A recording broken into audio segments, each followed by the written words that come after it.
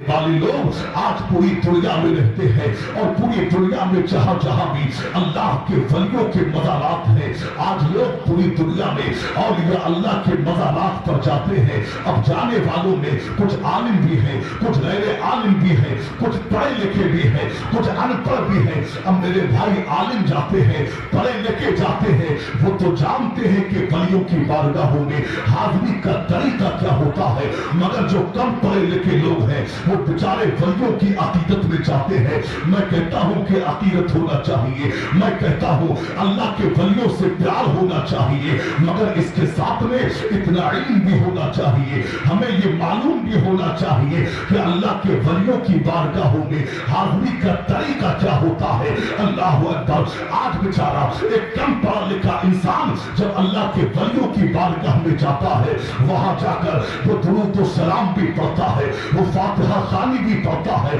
वो वहां सलाम भी पढ़ता है, सूरह फातिहा भी पढ़ता है, मज़ारात पर चादर भी चढ़ाता है, मगर वो कम इल्मी की बुनियाद पर, यानी जो लाइल्मी की बुनियाद पे वो अपने सर को बारगाहों में झुका देता है, यानी बारगाहों में, यानी मज़ारात पे वो अपना माथा टेक देता है। यानी इंसान का मकसद ये नहीं होता कि मैं माथा टेक रहा हूं, उसका मकसद ये नहीं होता कि मैं अल्लाह के वली को सजदा कर रहा हूं, यानी उसकी नियत ये नहीं होती कि मैं सजदा कर रहा हूं। मगर आज गैर लोग इसी बात को देखकर अहले सुन्नत का मजाक उड़ाते हैं, अहले सुन्नत को बदनाम करते हैं और वो कहते हैं ये औलिया अल्लाह के मानने वाले, ये अहले सुन्नत वल जमात से ताल्लुक रखने वाले, ये आला हजरत को मानने वाले, ये आला हजरत को मानने वाले, ये क्या करते हैं, ये अल्लाह के वलियों की बारगाहों में सजदे करते हैं, वो अहले सुन्नत को बदनाम करते हैं। ऐसा बात के जिंदा दिल कायूर मुसलमानों, आज की इस जश्न गौसुल वाला कॉन्फ्रेंस से मैं आपको बताना चाहता हूं कि वलियों की बारगाहों में हाजिरी का तरीका क्या होता है। ऐसा बात वालों, आपको वलियों से मोहब्बत है तो जाइए मज़ारों पे, वहां जाके चादर भी चढ़ाइए, वहां जाके फूल भी चढ़ाइए, वहां जाके फातिहा भी पढ़िए, मगर तरीका क्या है ये बरेली के आला हजरत से पूछिए। सरकार आला हजरत ने अपनी फतवा रज़विया शरीफ में लिखा है कि औलिया अल्लाह के मज़ारात पर जब हाजिरी दो तो 4 हाथ दूर खड़े होके आप फातिहा पढ़िए, दुरूद व सलाम पढ़िए, सूरह फातिहा पढ़िए और साहिबे मज़ार के लिए इंसाने सवाब कर दो। कसम खुदा की, जब इस तरीके से हम बारगाहों में हाजिर होंगे तो हमसे साहिबे मज़ार भी राजी हो जाएगा, परवरदिगार भी राजी हो जाएगा।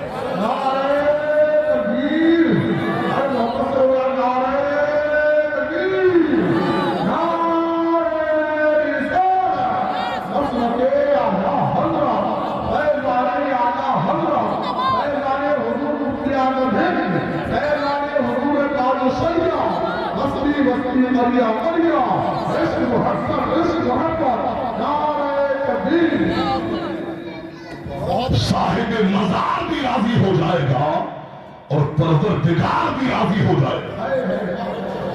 मेरे सरकार की बारगाह में वो ऊँट आया, सुनाई की आवाज और उनकी रीत से डब्बू की आवाज हुई बस। आप देखिए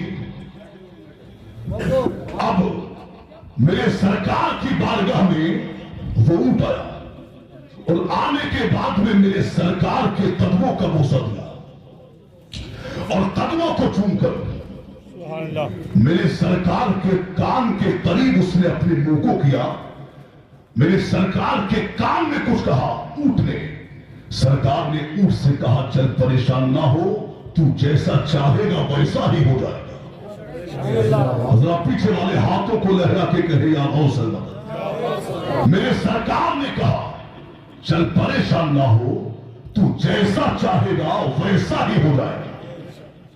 अब ऊँट ने क्या किया, यानी मेरे सरकार की ये शान है कि इंसान तो इंसान, मुस्तफा जान रहमत जानवरों की बोलियां भी जानते हैं। اب آئیے دیکھیے اس سرکار سے محبت کرنے والا، اس سرکار کا غلام، اس سرکار سے عقیدت کرنے والا، اس کے دل کے ارمان ہوتے ہیں یار جب اللہ مجھے دولت دے گا ایک دن میں گنبد خضرا میں جاؤں گا، سرکار کے روضے پر حاضر ہو کے میں اپنے دل کا درد وہاں سناؤں گا۔ اب سرکار کا دیوانہ بیچارہ نقشہ چلا چلا کے مزدوری کر کر کے خون پسینہ بہا کے وہ بیچارہ دولت جمع کرتا ہے، پیسہ جمع کرتا ہے اور سرکار کی بارگاہ میں حاضر ہوتا ہے اور گنبد خضرا کے سامنے کھڑے ہو کے وہ سرکار کی بارگاہ میں اپنے حال کو سناتا ہے، اپنے دل کا درد سناتا ہے۔ اب ایک بدعقیدہ وہاں آ جاتا ہے اور وہ کہتا ہے ارے آپ یہ کس سے باتیں کر رہے ہو،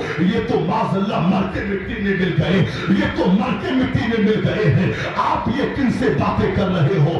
میں کہتا ہوں اے بدبخت تو اپنے گندے عقیدے کو اپنے پاس رکھ، ہم اہل سنت کا تو یہ عقیدہ ہے کہ ہمارے سرکار ہمارے حالات کو بھی دیکھتے ہیں، ہمارے دلوں میں کیا ہے وہ بھی دیکھتے ہیں، ہمیں نوازتے بھی ہے۔ تبھی تو بریلی کے رضا سرکار اعلیٰ حضرت نے کہا ہے لب واہ ہے آنکھیں بند ہے پھیلی ہے جھولیاں، کتنے مزے کی بھیک تیرے پاک کی ہے، مانگیں گے مانگے جائیں گے، منہ مانگی پائیں گے، سرکار میں نہ لاہ نہ حاجت اگر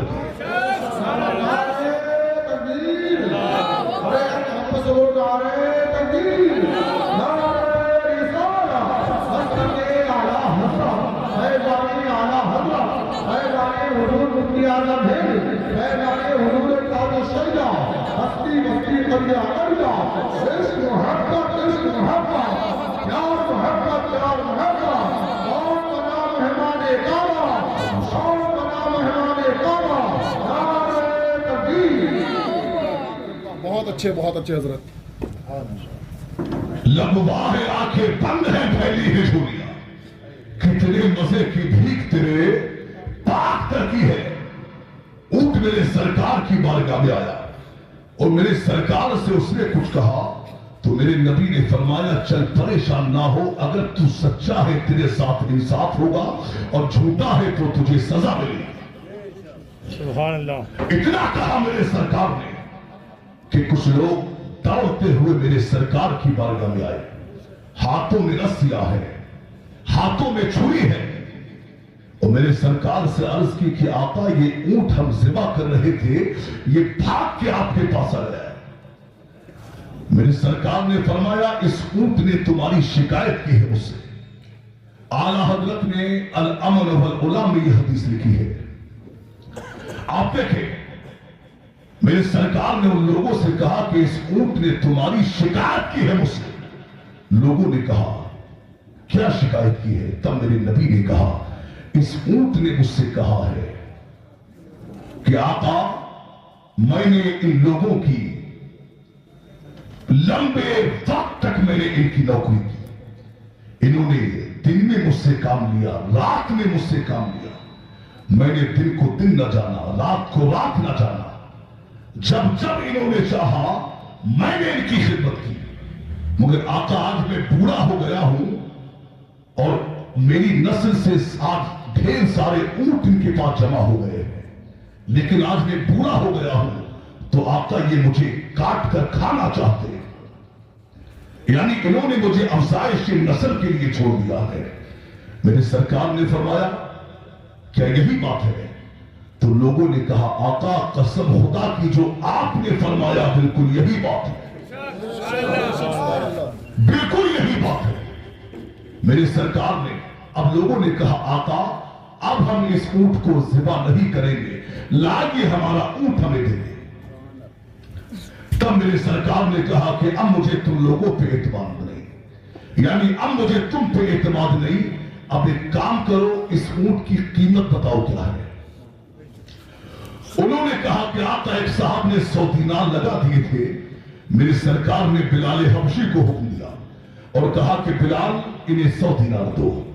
بلال حبشی نے 100 دینار دیے، اونٹ کو خرید لیا، یعنی اونٹ میرے سرکار نے خریدا، اور خریدنے کے بعد میں مصطفیٰ جان رحمت نے اونٹ کی پیٹھ پر ہاتھ مارا، تھپ تھپی دی اور کہا چل جا تو آزاد ہے. کیا کہا؟ چل جا تو آزاد ہے. اب اونٹ جانے لگا اور جاتے جاتے اونٹ نے کیا کیا؟ یعنی اونٹ نے مصطفیٰ جان رحمت سے ایک بات کہی، تب میرے نبی نے کہا آمین. دوسری بات کہی تب میرے نبی نے کہا آمین. تیسری بات کہی تب میرے نبی نے کہا آمین. جب چوتھی بات کہی تب میرے نبی نے آمین بھی کہا اور میرے سرکار رونے بھی لگے. جب اونٹ چلا گیا تو حضرت تمیم داری نے عرض کیا آقا اس اونٹ نے آپ سے ایسا کیا کہا کہ آپ نے 3 مرتبہ آمین کہا اور چوتھی بار میں آپ نے آمین بھی کہا اور آپ رونے بھی لگے. تب میرے نبی نے کہا تھا اے تمیم داری، اس اونٹ نے پہلی بات مجھ سے کہی کہ یا رسول اللہ آپ کو میری طرف سے، آپ کو اسلام کی طرف سے، قرآن کی طرف سے اللہ آپ کو بہتر صلہ عطا فرمائے. اور دوسری بات اونٹ نے کہی کہ آقا آج آپ نے میرا خوف دور کیا ہے، میں دعا کرتا ہوں کہ اللہ رب العزت آپ کی امت سے قیامت کے خوف کو دور فرما دے. تب میں نے کہا آمین. اور تیسری بات اونٹ نے کہی آقا آج آپ نے میرا خون بچایا ہے، میں دعا کرتا ہوں اللہ آپ کی امت کے خون کی حفاظت فرمائے. تب میں نے کہا آمین. اور تیسری بات اونٹ نے کہی آقا میں دعا کرتا ہوں آپ کی امت آپس میں جنگ و جدال نہ کرے، قتل و غارت نہ کرے، خون خرابہ نہ کرے، ایک دوسرے کے گلے نہ کاٹے. میرے نبی نے کہا تب میں نے آمین بھی کہا اور میں رونے بھی لگا، اس لیے کہ یہ بڑا پیچیدہ مسئلہ ہے. ارے جب اولاد لڑتی ہے تو باپ کو تکلیف ہوتی ہے، مگر جب امت لڑتی ہے تو مصطفیٰ جان رحمت کو تکلیف ہوتی ہے.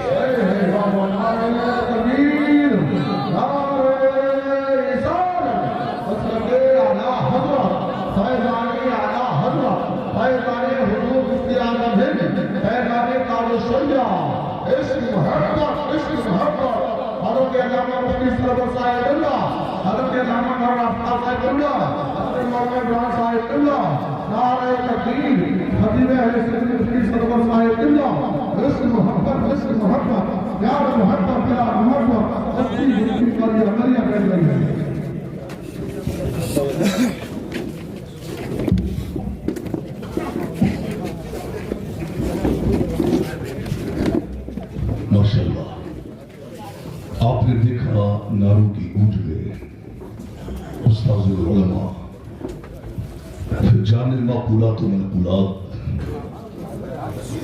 شہنشاہ خطابت، خلیفہ سرکار صدر العلماء حضرت علامہ مفتی سرور رضا خان صاحب اللہ تشریف لا چکے ہیں.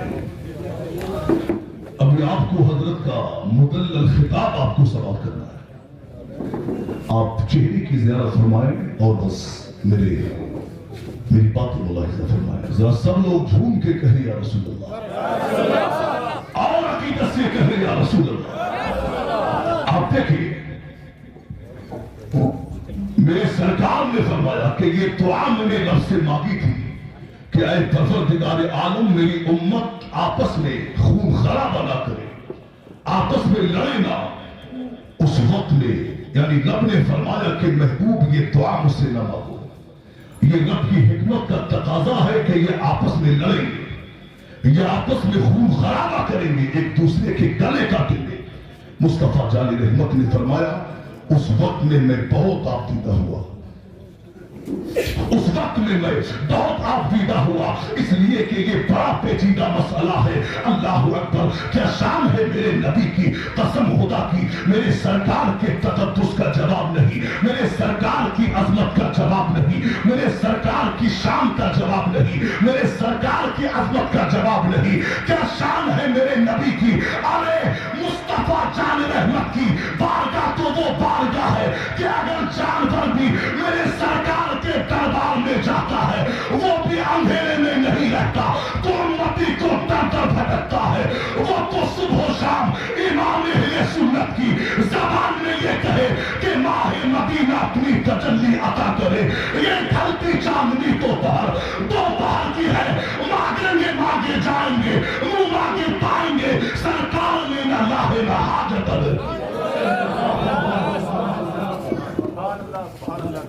سرکار میں نہ لاہے نہ حاجت قدر کی ہے.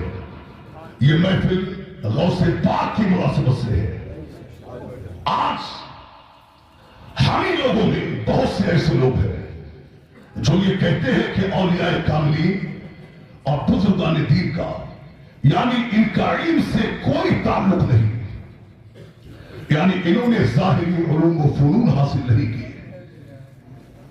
میں چاہوں تو واقعات سنا کے آپ کو خوش کر سکتا ہوں، مگر میں چاہتا ہوں کہ کچھ ایسی گفتگو کی جائے کہ جس سے آپ کی جانکاری میں اضافہ ہو. آپ دیکھیے، آج لوگ کہتے ہیں کہ اولیاء اللہ نے ظاہری علوم حاصل نہیں کیے، یعنی وہ کہتے ہیں کہ یہ تو محض عبادت و ریاضت اور تقوی و پرہیزگاری کی بنیاد پر اللہ نے انہیں درجات و مراتب عطا فرما دیے اور یہ بارگاہ خدا میں مقبول ہو گئے. یعنی وہ کہتے ہیں کہ اولیاء دین نے علم شریعت حاصل نہیں کیا، حالانکہ ہم اگر بزرگان دین کی ہسٹری اٹھا کے دیکھیں تو تمام بزرگوں نے پہلے علم شریعت حاصل کیا ہے، اس کے بعد میں طریقت کی طرف قدم رکھا ہے. آپ دیکھیے، یہ سرکار غوث کی محفل ہے. سرکار غوث پاک نے جب جیلان سے پہلا سفر بغداد کی طرف کیا تو آپ نے کسی اور کام کے لیے نہیں کیا بلکہ حصول علم کے لیے کیا. سرکار غوث پاک نے یعنی اس وقت میں بغداد کی زمین یہ علوم و فنون کا مرکز تھی، یعنی پورے عالم اسلام میں اگر کسی کو بھی علم کی پیاس ہوتی، علم کی طلب ہوتی تو وہ کہیں اور کا رخ نہیں بلکہ بغداد کا رخ کرتا اور بغداد میں آتا، یعنی اس لیے کہ بغداد میں علم حدیث، علم تفسیر، علم منطق، علم فلسفہ، علم فقہ، ان تمام علوم و فنون کے ماہرین استاد بغداد میں موجود تھے. اب سرکار غوث پاک نے کیا کیا؟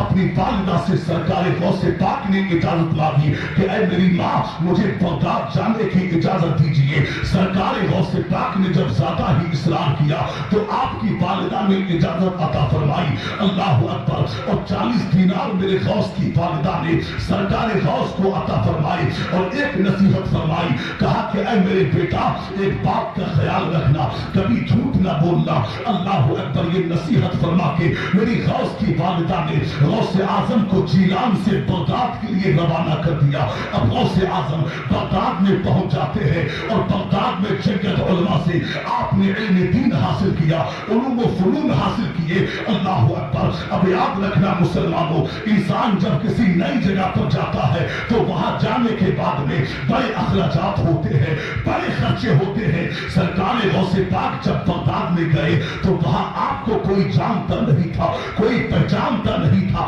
چھوٹی سی عمر ہے، بغداد میں پہنچ گئے، اب مدرسے میں علم حاصل کر رہے ہیں. اللہ اکبر. سرکار غوث پاک کے پاس میں 40 دینار، جب 40 دینار ختم ہو گئے تو سرکار غوث پاک نے اب کیا کیا؟ اگر بھوک لگتی ہے میرے غوث کو تو آپ پتے کھا کے گزارا کرتے ہیں، پیاس لگتی ہے تو پانی پی کے گزارا کرتے ہیں. یعنی بھوک لگتی ہے تو پتے کھاتے ہیں، پیاس لگتی ہے تو پانی پیتے ہیں. علم دین حاصل کر رہے ہیں. مصطفیٰ جان رحمت کا یعنی علم دین، علم شریعت حاصل. اللہ اکبر. میرے غوث کے پاس جب 40 دینار ختم ہو گئے تو آپ نے بھوک لگنے پر پتے کھائے، پیاس لگنے پہ پانی پیا، مگر میرے غوث نے کبھی کسی کے آگے ہاتھ نہیں پھیلایا، کبھی کسی سے قرضہ نہیں مانگا، کبھی کسی سے ادھار نہیں مانگا. ارے وہ مانگتے بھی کیسے؟ وہ جانتے تھے ایک وقت آنے والا ہے مجھے غوث اعظم بننا ہے. ان ہاتھوں سے مجھے لینا نہیں ہے بلکہ ان ہاتھوں سے مجھے خزانے بانٹنا ہے.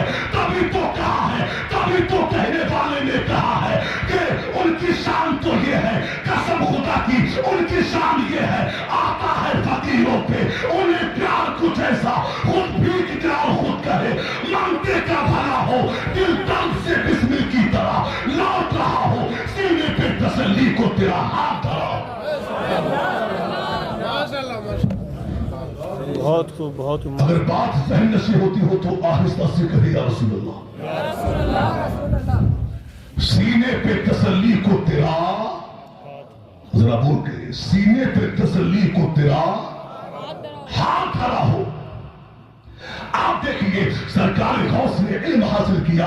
آج ہم مدارس اسلامیہ کا جائزہ لیں تو آج مدرسوں میں کتنی سہولتیں ہو گئی ہے, بڑی بڑی سہولیات ہے. حقیقت تو یہ ہے آج جیسا کھانا گھر پہ بچہ نہیں کھاتا اس سے کہیں زیادہ اچھا کھانا آج مدارس میں ملتا ہے. اگر بچہ گھر میں 3 دن گوشت کھاتا ہے تو آج مدرسے میں 5 دن گوشت کھاتا ہے. یعنی اچھے رہنے کے لیے اچھا کمرہ ملتا ہے, کھیلنے کے لیے اچھی جگہ ملتی ہے, تعلیم حاصل کرنے کے لیے بہترین انتظام ہوتا ہے. مگر اس کے باوجود بھی آج کل طالب علم مدارس میں رہنے کے بعد میں اس طرح یعنی اس پیمانے پر وہ علم حاصل نہیں کر پاتے جو ان کو کرنا چاہیے. وجہ کیا ہے؟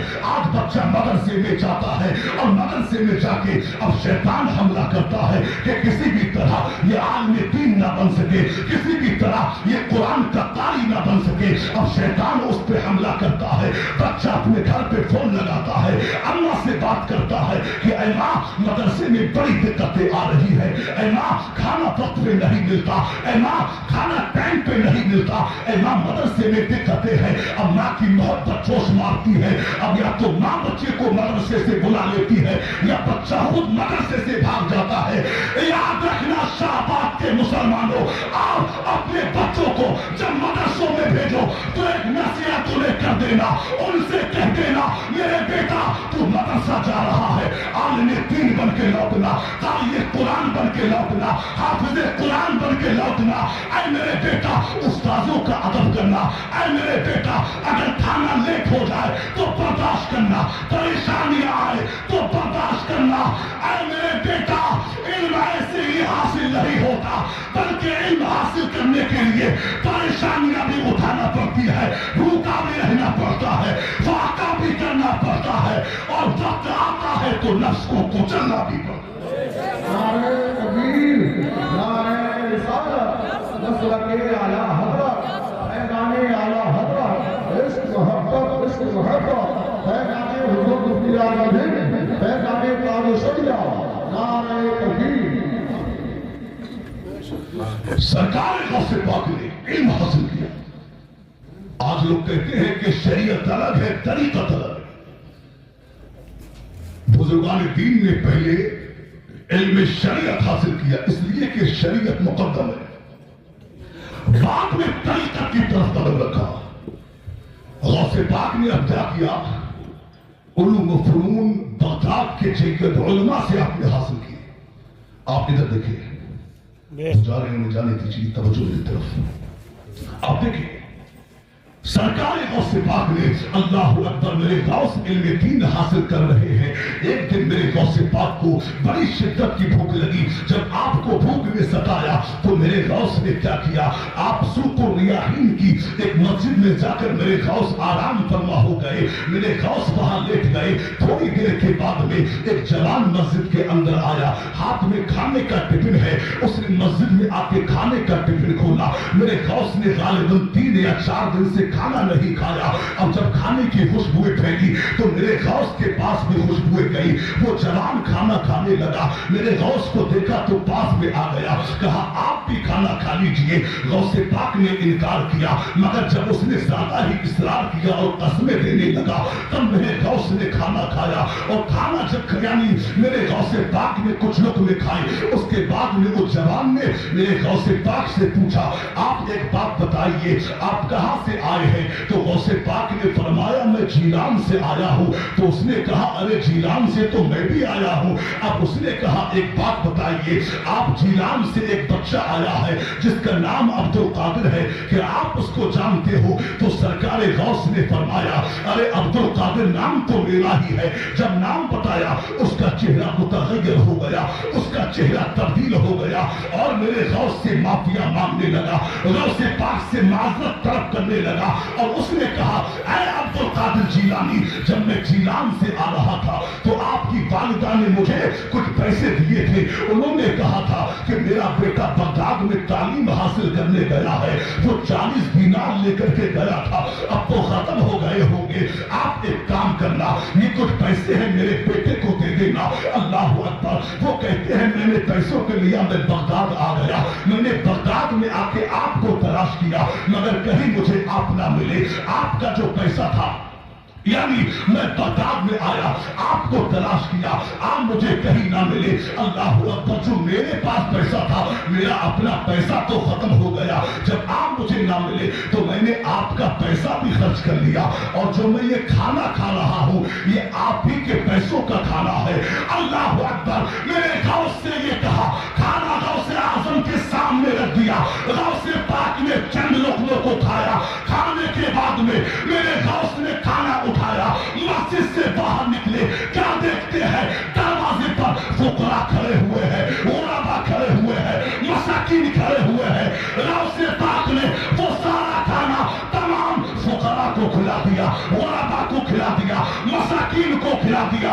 یہ شان میرے غوث کی ہے، تبھی تو سرکار اعلیٰ حضرت نے کہا ہے واہ کیا مرتبہ اے غوث ہے بالا تیرا، اونچے اونچوں کے سروں سے قدم آنا تیرا، سر بھلا کیا کوئی جانے کے ہے کیسا تیرا، اولیاء ملتے ہیں آتے وہ ہے تلوار۔ نعرہ تکبیر، نعرہ رسالت، مسلک اعلیٰ حضرت، فیضان اعلیٰ حضرت، فیضان حضور مفتی اعظم ہند، نعرہ تکبیر۔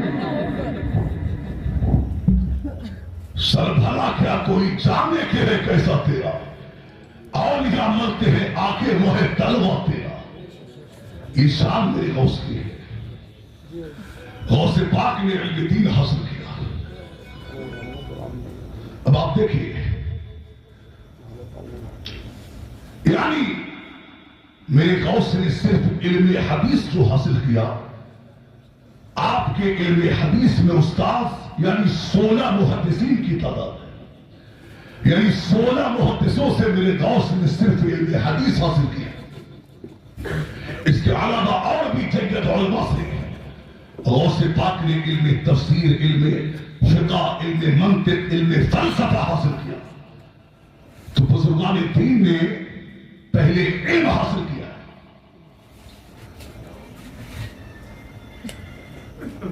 میرے بھائی یہ ہے کہ اللہ جب کسی کو ولایت دیتا ہے تو پہلے اسے علم کی دولت سے مالا مال فرما دیتا ہے۔ آج تو ایسے ایسے پیر مارکیٹ میں آ گئے اللہ اکبر کہ انہوں نے قوم کا بیڑا غرق کر کے رکھ دیا۔ آج حالات کیا ہے پیروں کے؟ آج ان کے حالات تو کچھ ایسے ہیں، اگر ان کے ہاتھوں پہ نظر ڈالو تو آج آٹھوں انگلیوں میں انگوٹھیاں نظر آتی ہے، ایسا لگتا ہے جیسے کسی نے انگوٹھیوں کو پرچار کرنے کے لیے نکال دیا ہو۔ اگر آج ان کے لباس کو دیکھا جائے تو ایسا لگتا ہے کوئی تماشے والا آ گیا ہو۔ اگر ان کے بالوں کو دیکھا جائے تو آج 2.5 فٹ کے بال نظر آتے ہیں، اور ہماری قوم یہ بھولی بھالی، یہ قوم آج ان کے بالوں کو دیکھ کے، آج ان کی انگوٹھیوں کو دیکھ کے، آج ان کے لباس کو دیکھ کے ان کے ہاتھ میں ہاتھ دے بیٹھتی ہے۔ اللہ اکبر۔ یہ حالات ہے۔ اے شہباد کے مسلمانوں کان کھول کر کے سن لو، آپ کسی پیر سے اس کا لباس دیکھ کے متاثر نہ ہونا، اس کے ہاتھوں میں انگوٹھیاں دیکھ کے متاثر نہ ہونا۔ ارے آپ کو پیر دیکھنا ہے تو لباس سادہ ہی صحیح، جتوں پھر چالی کی ہی صحیح، مگر عالم دین دیکھیے، قرآن عالم دین دیکھیے، نمازی دیکھیے، صحیح العقیدہ دیکھیے، مسلک اعلیٰ حضرت کا وفادار دیکھیے۔ ایسے پیر کے ہاتھ میں ہاتھ دے دو، قسم خدا کی وہ جب تک زندہ رہے گا دنیا میں تمہاری رہبری کرتا رہے گا، اور مرنے کے بعد وہ تمہیں تنہا نہیں چھوڑے گا بلکہ اپنے ساتھ میں جنت میں لے کر کے جائے۔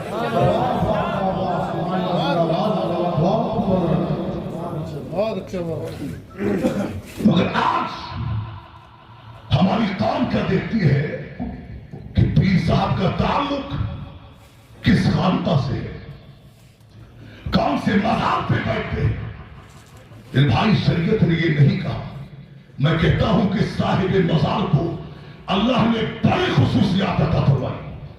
मगर वहां बैठने वाला फासिक हो, बेनमाजी हो, जाहिल हो, बदअकीदा हो, तो शरीयत ने ये नहीं कहा कि आप उससे मुरीद हो जाइए। मगर आज हालात क्या है? आज हमारी कौम जब मुरीद होना चाहती है तो पहले वो देखती है कि पीर साहब का ताल्लुक कहीं कहां से है, यानी पीर जाहिल ही सही, पीर फासिक ही सही, पीर कैसा ही सही, मगर कौन से मज़ार पे बैठता है। याद रखना मुसलमानों, आप इन जाली पीरों के चक्कर में ना पड़ो। मैं तो कहता हूं अगर आपको पीर देखना है तो सबसे बेहतर पीर आपके लिए आपकी मस्जिद का इमाम, अगर साहिब इजाजत है, अगर खिलाफत उसके पास है, अगर इजाजत उसके पास है, तो सबसे बेहतर आपके मस्जिद का इमाम आपका पीर हो सकता है। आप अपने इमाम के हाथ में हाथ दे दो, वो जब तक दुनिया में रहेगा तुम्हारी रहनुमाई करता रहेगा। मरने के बाद तुम्हें तनहा नहीं छोड़ेगा, बल्कि मरने के बाद भी तुम्हारी रहनुमाई करता रहेगा। बहुत खूब माशाअल्लाह। मगर आज इमाम साहब के हाथ में हाथ दिया कैसे जाए? क्योंकि हमने इमाम को इमाम नहीं बल्कि एक गुलाम समझ के रख दिया। आज एक जाहिल आता है, दुनिया जमाने में गुलामी करने वाला, अपनी बीवी की गुलामी करने वाला आता है मस्जिद में और इमाम की आंखों में आके डाल के कहता है कि हजरत ये सब नहीं बुझी, हजरत ये लाइट कैसे खुली है, ये पंखा कैसे खुला है। यानी जाहिल इमाम से कहता है। और हालात तो कुछ ऐसे हो गए कि अगर इमाम बेचारा मुसल्ले में मुसल्ले पे 2 मिनट अगर लेट हो गया पहुंचने में, तो आज खासकर अगली सबके लोग बातें करने लगते हैं एक दूसरे के कान में, यार इमाम साहब बहुत लेट करते रहते हैं, यार इमाम साहब वक्त पे नहीं आते। अरे कभी अपनी अकल के घोड़े भी दौड़ाया करो, आप यानी अपने अकल के घोड़े दौड़ाया करो। यानी आप ये जान सकते हैं कि आपका इमाम अगर लेट हुआ है तो इसका मतलब ये नहीं कि वो हुजरे में बैठ के फोन चला रहा है। इमाम अगर लेट हुआ है तो इसका मतलब ये नहीं वो किसी खुराफात में बिजी है। याद रखना मुसलमानों, कभी अकल अपने जहन को चलाया करो और सोचा करो, हो सकता है कि आपका इमाम उसे बैतुल खला जाने की हाजत हो, कोई मुक्तदी आके उससे पहले बैतुल खला में चला गया इसलिए वो लेट हो गया हो, या वुजू करने में लेट हो गया हो, या गुस्ल करने में लेट हो गया हो। अरे इमाम अगर लेट होता है तो बेवजह लेट नहीं होता, बल्कि लेट होने की उसकी वजह होती है। तुम्हें कोई इख्तियार नहीं है ये कहने का कि इमाम लेट हो गए। याद रखना इमाम बादशाह है, तुम गुलाम हो। इमाम चाहे तो नमाज में जल्दी भी कर सकता है, चाहे तो नमाज लेट भी कर सकता है।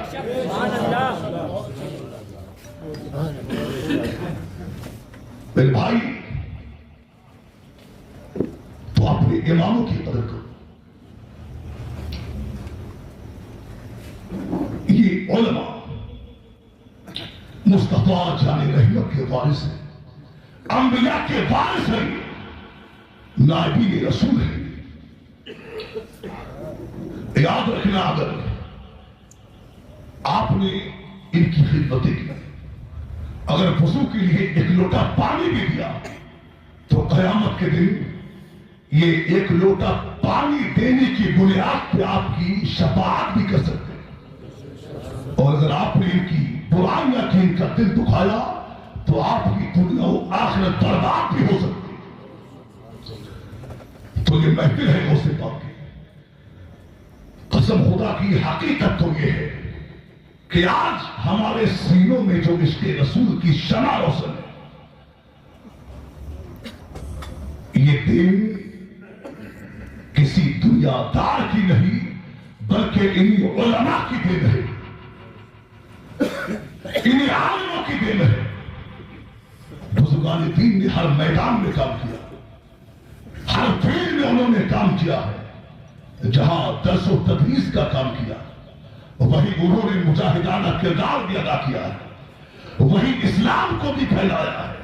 और हकीकत तो यह है कि आज हमारे सरों पर जो टोपियां रखी हुई है, یہ دین غریب نواز کی دین. اسلام ہندوستان میں غریب نواز میں پھیلا ہے، مگر جب اسی اسلام پر حملہ ہوا تو اللہ نے اسلام کی حفاظت کے لیے بریلی میں امام احمد رضا کو پیدا کیا. باتیں ذہن میں بہت سی ہیں، مگر قاری وسیم صاحب کا حکم ہے کہ پروگرام 12 بجے تک اس کو یعنی اختتام کرنا ہے. اور ابھی بہترین خطاب، خصوصی خطاب استاد العلماء حضرت علامہ مفتی سرور رضا صاحب کی ملاقات کو سننا ہے. اس لیے بس میں جلدی کچھ باتیں کہہ کے رخصت ہو رہا. تو اسلام پھیلایا غریب نواز نے، اور جب اسلام پر حملہ ہوا تو بچانے کے لیے کوئی پردھان جی نہیں آئے، بلکہ ایک عالم دین نے ہمارے سینوں میں ہمارے عقائد کی، ہمارے ایمان کی حفاظت فرمائی.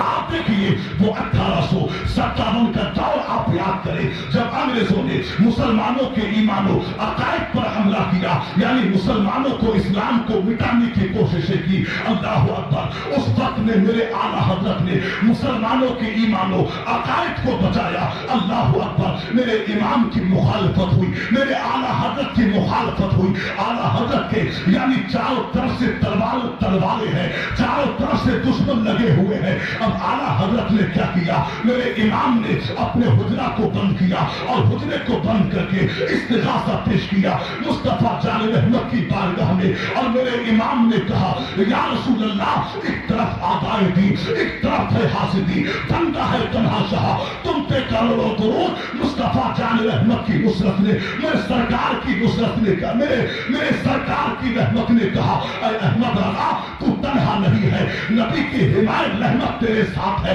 رکیا غوث رکیا. میرے امام نے بغداد کی جانب جملے یہی ہے، ایک طرف آدائے دی، ایک طرف ہے حاسدی، بندہ ہے تنہا شاہ، تم پہ کروڑوں درود. غوث پاک کی نصرت نے کہا اے احمد رضا تو تنہا نہیں ہے، عبد القادر کی نصرت تیرے ساتھ ہے. رکیا غوث رکیا. میرے امام نے اجمیر کی جانب جملے یہی ہے، ایک طرف آدائے دی، ایک طرف ہے حاسدی، بندہ ہے تنہا شاہ، تم پہ کروڑوں درود. تو غریب نواز کی نصرت نے کہا اے احمد رضا تو تنہا نہیں ہے، خواجہ حسن کی حمایت تیرے ساتھ ہے. نبی پاک کی رحمت ملی، غوث پاک کی حمایت ملی، غریب نواز کی نصرت ملی، بزرگان دین کا کرم ملا. اور چلتے چلتے میرا امام عشق کے اس مقام پر فائز ہو گیا کہ سب ان سے چلنے والوں کے گل ہو گئے چراغ. احمد رضا کی شمع فروزہ ہے. نعرہ رسالت مسلک اعلیٰ حضرت فیضان اعلیٰ حضرت. سب ان سے چلنے والوں کے گل ہو گئے چراغ. احمد رضا کی شمع فروزہ ہے. آج باتیں بہت سی کہنے کو تھی، مگر انشاءاللہ حضرت کا خطاب سننا ہے. میں گفتگو بس یہی روکتا ہوں. اللہ سے دعا ہے میرے کہنے سننے میں جو بھی قصدن سہبن لفظن معنن بھول چوک اللہ سے زد ہو گئے ہو، اللہ انہیں معاف فرمائے. جو بیان ہوا ہے اس پر سب سے پہلے مجھے، پھر آپ سب کو اس پر عمل کی توفیق عطا فرمائے. وآخر دعوانا الحمدللہ.